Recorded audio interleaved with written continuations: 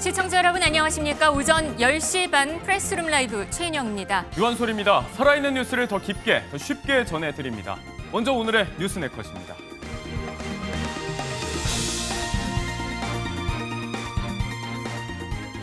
밤사이 반갑지 않은 편지가 왔습니다. 우리 시간으로 오늘 새벽 1시 트럼프 대통령이 이재명 대통령에게 보낸 서한입니다. 다음 달 1일부터 25%의 상호 관세를 부과하겠다는 내용입니다.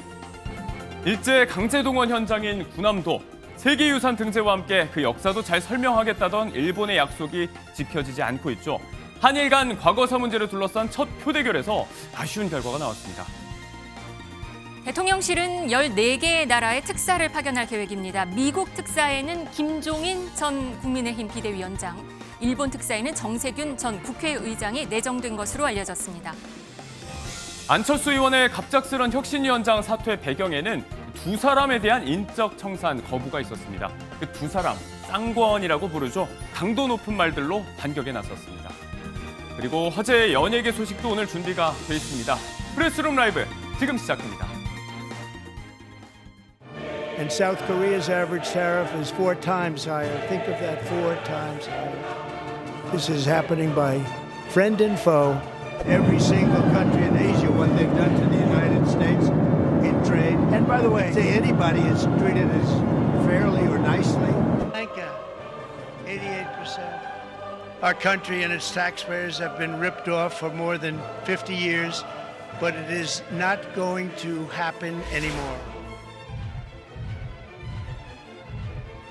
We have these beautiful letters that the president has signed. This one is to the president of the Republic of Korea, original signature on that, and these will be mailed. And then here we also have another letter to the Prime Minister of Japan as well. Both countries will be receiving a 25% tariff rate effective on August 1st.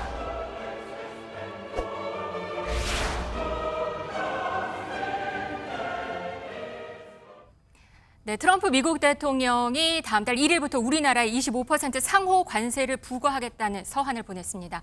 네, 석병훈 이화여대 경제학과 교수와 함께 이야기 나눠보겠습니다. 안녕하세요. 안녕하십니까? 네, 앞서 트럼프 대통령이 오늘 새벽 1시에 한 12개국에서 15개국의 나라에 대해서 관세 관련해서 편지를 보낼 거다라고 말했는데 정말 1시가 되니까 SNS에 글이 막 올라오기 시작했습니다. 우리나라가 가장 빨랐어요. 일본과 대한민국이 가장 빨랐는데 시간을 확인해 봤더니 1시 19분이었거든요. 왜 우리나라부터 시작을 했을까요? 예, 우리나라하고 일본은 미국의 입장에서 봤을 때는요, 미국과 교역 비중도 큰 동시에 안보도 미국과 긴밀히 연결돼 있는 나라들입니다. 네. 그래서 우리나라와 일본 같은 경우는 미국이 상대적으로 협상력이 우위에 있다, 안보 의존도도 있기 때문에요. 네. 이렇게 판단할 수 있고요. 그리고 우리나라와 일본을 갖다가 먼저 높은 관세를 부과하겠다고 예고를 함으로써 다른 협상을 진행 중인 국가들에게도 우리가 동맹 공동체인 일본과 한국에 대해서도 이렇게 관세를 부과하니까 너네도 알아서 협상에 성실히 응해라 하는 엄포를 놓는 의미도 있어서요. 이런 협상 전략의 차원에서 우리와 일본을 먼저 공개를 했다. 이렇게 보시면 되겠습니다. 정말 그 시작하는 그 시간부터 계산이 된 거라고 보시는 거군요. 예, 그렇습니다. 트럼프 미국 대통령이 SNS에 올린 글 한번 같이 보시겠습니다. 그 편지 함께 보시면요.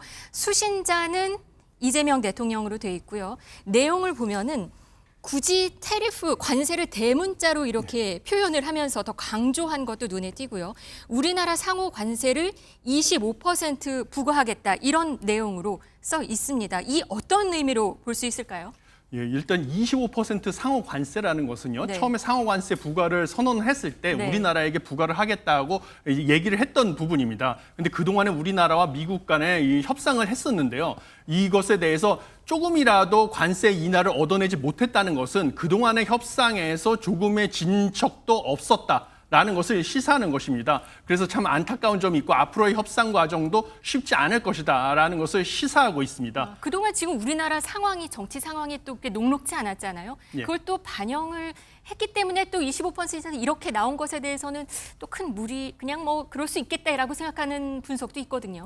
예, 그런데 뭐 안타까운 것은 이번에 일본과 우리나라의 상호관세율을 발표를 했는데요. 네. 일본 같은 경우는 1%포인트를 올렸거든요. 네. 그래서 우리는 올리지 않은 게 어디냐 이렇게 그 안도다, 평가를 이렇게. 하는 네. 분들도 있는데 네. 사실은 일본과 한국에 대해서 미국이 작년에 상품무역 적자 규모를 비교해 보면요. 우리나라는 660억 달러, 일본은 694억 달러에 달합니다. 그래서 네. 일본의 무역 적자가 더 큼에도 불구하고 양국 간의 상호 관세율을 동일하게 설정을 했다는 것은 우리가 협상에 있어서 일본보다 좀 성과가 좋지 않았다라는 것을 시사해서 앞으로 남은 기간의 협상에서 좀 더 유리한 결과를 얻어내기 위해서 노력을 해야 된다. 이런 것을 보여줍니다. 아, 그러면 이게 지금 안도를 할 내용이 아니라고 보시는 거군요. 지금 아까 말씀하신 대로 일본이 그렇게 노력을 했는데 예. 이 정도 똑같은 거면 그래도 우리나라한테는 좀 기회가 있는 게 아닌가라는 분석도 있었거든요. 그게 아니라는 거군요. 예, 저는 그렇게 보고 있습니다. 왜냐하면 일본과의 협상이 여의치 않으니까 뭐 트럼프 대통령이 발언을 통해서 오히려 30에서 35%까지 상호관세율을 올릴 수도 있다라고 네. 협박을 했음에도 불구하고 실제로는 1%포인트밖에 못 올렸거든요.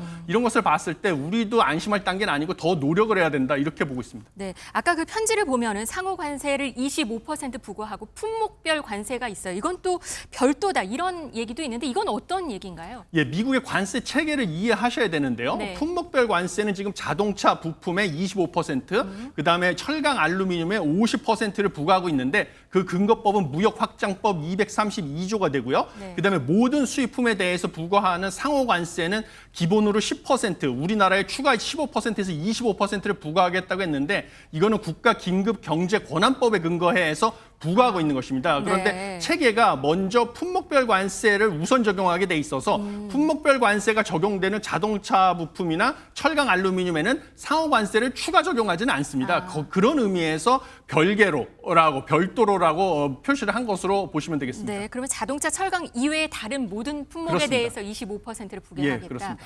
또 내용을 보면은 보복 관세를 만약에 할 경우 우리는 더 부과할 것이다. 이런 트럼프의 메시지도 있었거든요. 예, 그렇습니다. 이것은 흡사 얼마 전에 중국과 미국 간의 관세 전쟁을 네. 우리에게 상기시키는 것인데요. 우리가 만약에 미국이 이렇게 25% 관세를 부과하면 일반적으로 국제 무역에서 우리나라가 할 수 있는 조치는 보복 관세를 부과하는 건데요. 그러면 가만히 있지 않겠다. 더 큰 보복 관세로 맞대응을 해서 너에게 더 큰 피해를 주겠다는 엄포를 놓는 것이라서 협상을 더 유리하게 가져가기 위한 전술이다. 이렇게 보시면 이 되겠습니다. 짧은 한 장의 편지 안에서도 여러 가지 지금 예. 전략이 들어있는 거네요.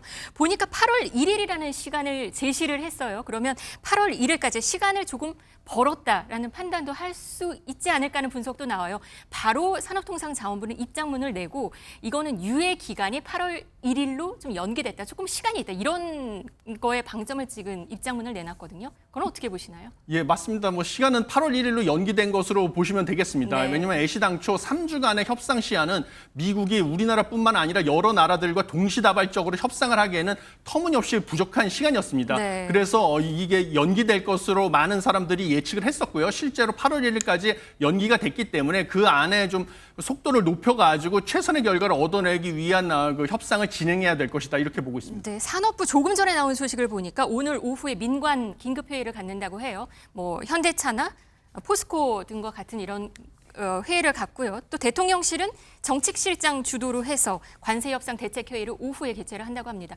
미국에는 지금 또 위성락 안보실장이 가 있거든요. 또 국무장관을 만났고 또 거기에 통상교섭 본부장도 가 있어요. 지금 아주 바쁘게 진행이 되겠어요. 예, 그렇습니다. 왜냐하면 이제 시간을 벌었다고 하지만요. 네. 8월 1일에 가면 추가적으로 또 협상 시한을 연장해 줄지는 불확실성이 존재하는 상황이고요. 네. 실제로 8월 1일부터 25%의 상호 관세가 부과되면 우리나라 경제에는 큰 타격이 예상이 됩니다. 왜냐하면 우리나라의 그 관세, 미국의 상호 관세 부과로 인해서 네. 우리가 영향을 받는 것은 국내 민간 연구소 추정에 따르면 전체 GDP의 약 9.4% 정도 규모가 미국 관세 부과로 영향을 받을 수 있다라는 25%를 부과하게 되면요. 그런 네. 추정 결과도 있기 때문에요. 네. 상당히 큰 타격이 예상이 되고요. 가뜩이나 지금 내수 침체 상황에서 관세 부과로 타격을 받게 되면 우리 경기 침체의 골은 더 커질 수가 있기 때문에요. 이것을 막기 위해서 지금 뭐 동시다발적으로 국내에서 대책도 수립하고 미국에까지 가서 협상을 진행하고 있다. 이렇게 보시면 되겠습니다.